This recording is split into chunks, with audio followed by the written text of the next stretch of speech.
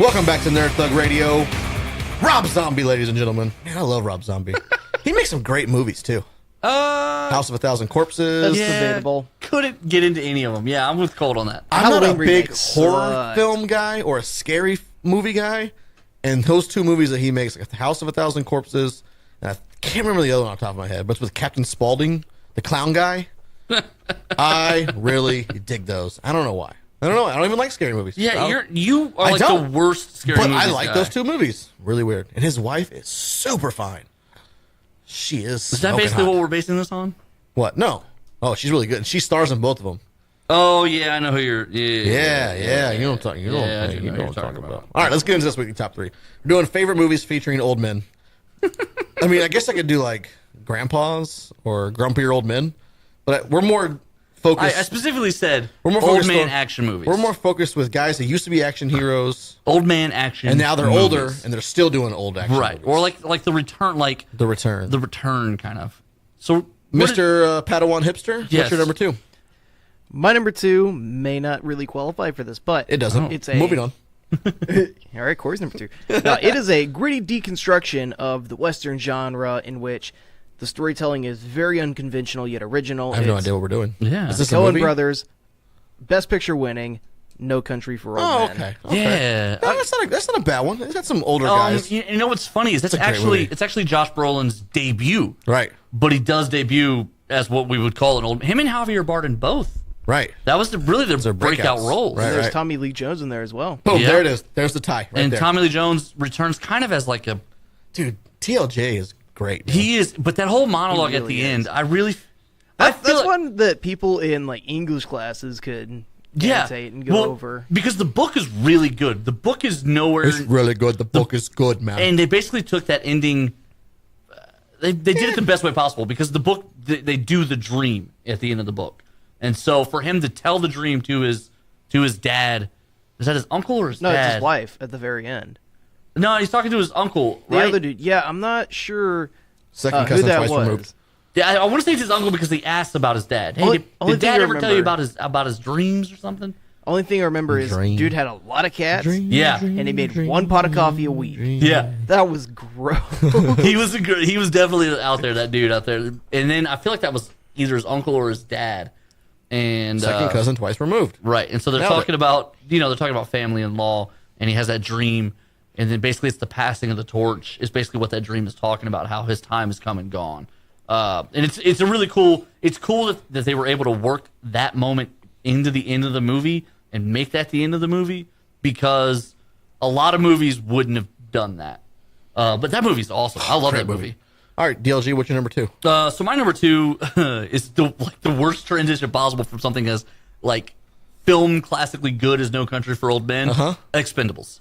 Yeah, I mean, that's basically the movie that probably encompasses this entire top 3 because it's all the old action stars Right. together. Right. So And they made 3 of them. They did, and very wisely here in the last 7-8 years, Sylvester Stallone has rebuilt his empire. Yeah, he really I feel has. like he probably was near broke when he was like, I gotta do something. check the bank accounts here, and the easy living has gotten to me.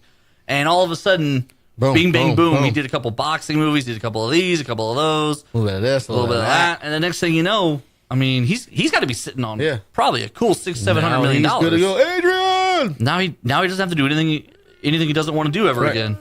Yeah, that's true.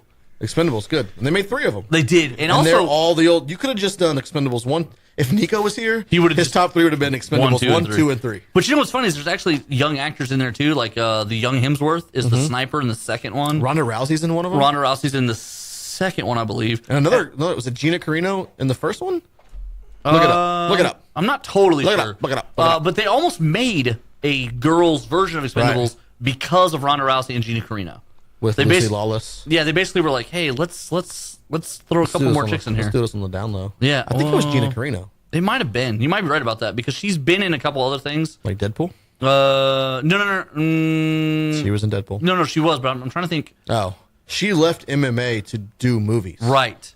She She had was this like- really good one where she's a secret agent. She was like, She was a spy that gets burned, and basically they're trying to kill her for the whole movie. she was the MMA female star. Right. And when she left, then Rousey I'm trying to think what the name of that movie Rose was. to Fame. I'm trying to think what the name of that. While Colt looks that up, let me jump into my number 2. What you got? So my 2 and my 1 feature Bruce Willis Okay. because he's amazing. All right. But my number 2 is the movie The Red film, the Warren Ellis yeah. comic. But I mean, it's got Morgan Freeman. It's got John Malkovich, Yeah, thank you. I was blanking on his name. Helen Mirren, even. And Helen Mirren steals that movie. Also, her and the Russian, Rip Torn. Is it Rip Torn who plays the Russian? Let me check that out. I don't know, but I got it up right here. But wait, yeah, but this movie, and then they did a second one. Yeah, they did. Was With even Anthony greater. Hopkins. And that one was even better. Rip Torn's not in that. It's not Rip Torn. Who's Richard Dreyfuss is in it. who's Another guy. who's the Russian? I don't know. Carl Urban's He's in that not movie. Carl Urban. No. Mary Louise Parker, Brian Cox. It's Brian Cox. Yeah. okay. Ivan Simonov. I get Brian Cox, and I know. You just get your Russians mixed Well, up. Rip Torn is dead, but I don't remember when he died. Oh. And so when I see roles, I get Rip Torn and Brian Cox mixed up. That movie's so good. Yeah, it was though. It really was. is good. It was. Yeah, it is Brian Cox. Okay, cool, Yeah. cool. Did you find the Gina Carino movie? No, it was like Giselle Eatley or someone like that, but it wasn't who you. It wasn't okay. It wasn't Gina Carino then. I'll look it up in there. But Gina Carino, she had an action movie that was a pretty good one. Solid. Reminiscent of Atomic Blonde. That's a good one Still too. haven't seen that one yet. It's so good, but basically it's Charlize Theron stealing the old guy action movie Thunder for a second. And that movie, I'm telling you, it is intense and it is good. And the action scenes are like one of a kind. It's very unique because she doesn't hold back. And when you see this film, you feel like she didn't have a stunt double. Like you're like, She probably didn't. like she throws some punches and takes some hits in this movie. It's a good movie, but that's not on my list because it's not a man. But yeah, no, a man's world. Red was great, man. Red was great. Red 2 was also fantastic. Anthony Hopkins, he steals that one. Yeah, he does. Please What does he not steal? Money? Maybe so. Hopefully. No, it's not my number 1. Okay, I'm about to say. All right, that's Colt. You're number 1. My number 1 is yet another gritty deconstruction. It's Logan. Okay, Hugh Jackman. This is a good one. Saw it recently. It was Hugh Jackman's an old man. something else. Yeah, it's really good. It's based on the Old Man Logan comic. We talked about Really? this. It seemed like the only similarity they had was an old guy named Logan No, No, I mean, well, that drove across the country. right, and then they have to tie they in. drove across the country. They have to The kind of bloodiest tie road in. trip there loosely is. based. Right. It's loosely based because, like, instead of being blind Hawkeye, it's a sick Charles Xavier. Yeah. and they kind of have to tie in the X-Men movie universe in a way. Did you see what they're planning on doing? No, So they're looking at making a Old Man Logan 2 comic book, oh, okay. but going back and focusing on Hawkeye. Like, it's his story. I don't know that I care about that. I don't know, but I just had to tell you. They had like an Avengers come out of that Old Man Logan was like building to Yeah. protect the future. I would like to have read that book That'd been going. because it was Baby Hulk was like their centerpiece, right? And like that would be an interesting book. would be. Like apocalyptic Wild Yeah, West that would be good. Avengers. That's a good one. Logan's a good one. I Logan- love that movie. That was a great movie, and it had some of the most brutal uses of the claws. If you think back to X-Men 2, when he tears through that Special Forces team, and you're like, he ruined people's lives if you really think about what those claws are doing right there. But then in Logan, it shows you how he's ruining people's lives when he's Right. using those claws. Chopping stuff off and Well, even in Go through people's heads and stuff. Age of Apocalypse. Yeah. When he tears through there, Yeah. they showed blood but didn't show like Right. yeah. Corey, you're number 1. So my number 1, The Man on Fire. Denzel Washington. Denzel Washington's so good. He only makes great movies, He does. but then more importantly than that, this particular movie, like it just sticks with you. And you know what really sticks with you about it is the Christopher Walken scene explaining who Creasy is, because they hint around Creasy's history without ever directly telling you. So when Creasy has disappeared and now people are winding up dead, and he's chasing down the leads to revenge the loss of this little girl. They basically pull Christopher Walken in and they say, what's going on? Because he's just blowing up Mexico. Yeah. Denzel Washington's laying just a trail of bodies. Christopher Walken says, everyone has a skill or a talent. And everyone at something is an artist. Well, Creasy's art is death. And he's painting his masterpiece. Painting.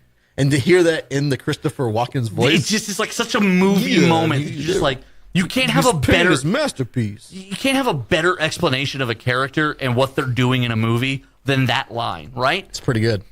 He's painting his masterpiece. And it's in the Christopher Walken voice. Right. Which is even better. And he does just a bloody swath of destruction. He does, very much so.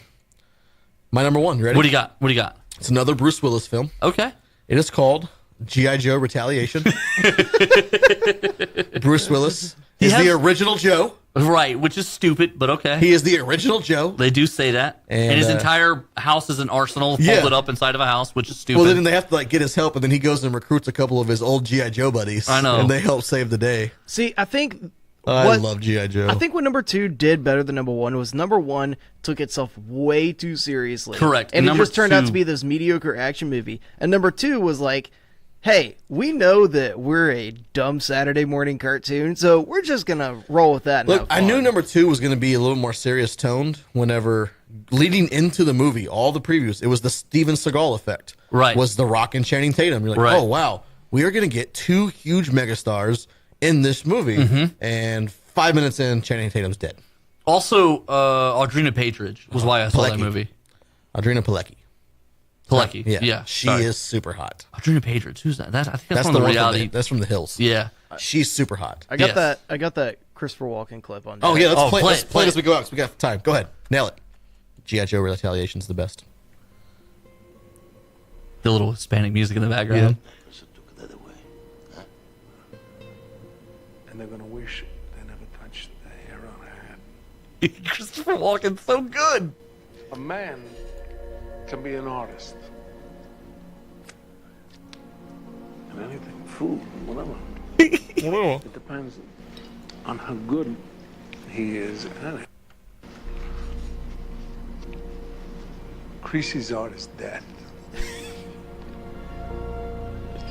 He's about to paint his masterpiece. Like, Bam! There it is. how intense of a scene is that? Let's jump out to a break real quick. When we come back, we're going to get into the new Colt Baldridge section.